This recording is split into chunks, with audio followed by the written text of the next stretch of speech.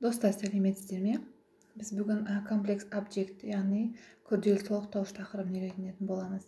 Бұл бізге не үшін керек? Не үшін ол комплекс объект деп аталады? Жасалу жолы қандай және мысалдар. Жалпы күрделі толықтауыш барлық етістіктермен қолданылмайды. Тек қана адамның қалауы, ойы, не білгісі келеді және бір информацияны тарату мақсатында ғана айтылады.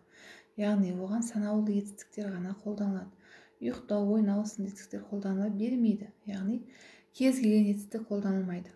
Көбіне қалау етістігі, күту, нәтиже күту етістігі, білу, айту, сұрау, хабарлау етістіктері қолданылады екен. Яғни бізге комплекс объект не үшін керек десеңіздер, ол бір информацияны жеткізу, айту, өзінің қалауларын білдіру, өзінің ойын айту, соны жеткізу мақсатында қолданылады екен. Неге ол комплекс объект? Неге ол күрделі толықтауыш? Себебі ол екі элементтен тұрады екен.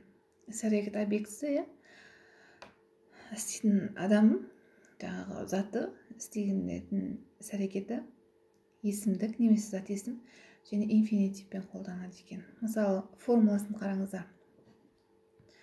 Формуласы subject, verb, pronoun немесе noun, яғни есімдік немесе етістік, зат есім to, verb one, яғни етістікпен қолданады екен, етістіктің бірінші формасымен. Мысалы, қараңыздар, subject, бірінші формасын қалдырып кеттім. Енді мысалы, I want you to read the text. I, subject, want, verb, you, pronoun, to read, to, verb one. Осы формулаға сай келіп тұр. Яғни мен сенің текст оқығанды қалаймын. I would like you to play with the child. Мен сенің балалармен ойнағанды қалаған едім, соны қаладым. Солай болса екен деп ойладым деп тұр ғой енді. Яғни I, subject, салыстырамыз, would like, verb, you, pronoun, есімдік, to play. Яғни бұл жерде бұл to мен инфинитивпен қолданылған формасы. Бір нәрсенің, адамның бір нәрсе істеген қалау, соны жеткізу, соны айту, ішіндегін шығару, бір хабарды жеткізу, міне осыны комплекс объект деп атамыз. Сонымен қатар достар, to инфинитиві барлық етістіктерде қолданылмайды. Санаулы етістіктерде қолданылады. Мына етістіктерде мысалы make, get, hear, watch, have етістіктерінде to инфинитив қолданылмайды да, оның орнына verb, яғни етістік ing мен қолданылады екен. She made me clean her room. Ол өзінің бөлмесін маған жинатқызды. Made, мына жерде make, made, өткен шақта ауысып кеткен. Ол мені заставлять етті өзінің бөлмесін жинауға. I hear you listen to music. Мен сенің музыка тыңдағаныңды естідім. Яғни make, get, hear, watch, have осындай етістіктерді көрсеңіздер, сіздер to инфинитивін қолданылмайсыздар. V, ing немесе тек қана V, етістіктің өзі, clean деп тұр мұны. Етістіктің өзін ғана қолданасыздар.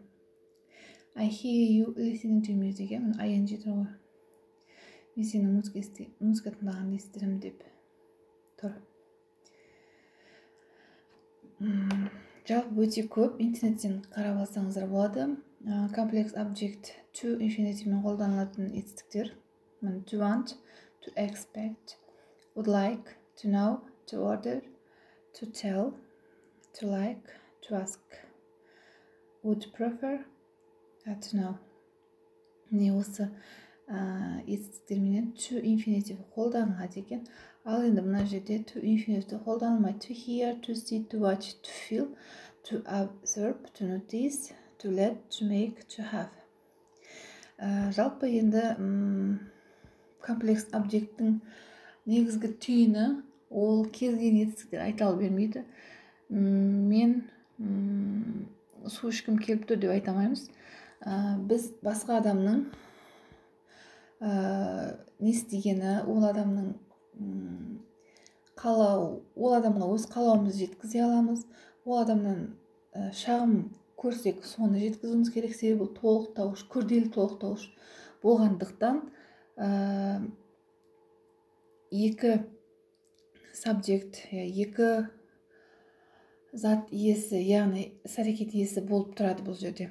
Сол үшін, яғни кез келген етістік емес, ішу, жеу, тұру, ұйықтау емес, бір қандай да бір қалау, қандай да бір өтініш, айту, жалпы жасау, осындай нәрселерді жеткізу мақсатында бұл комплекс объект қолданылады екен. Алла жазса келесі сабақ комплекс сабжект менің YouTube каналыма жазыла кетіңіздер. Оқыған әрқашан озады, білімдінің жолы ашық. Келесі кездескенше комплекс объект тақырыбын күтіңіздер. Сау болыңыздар.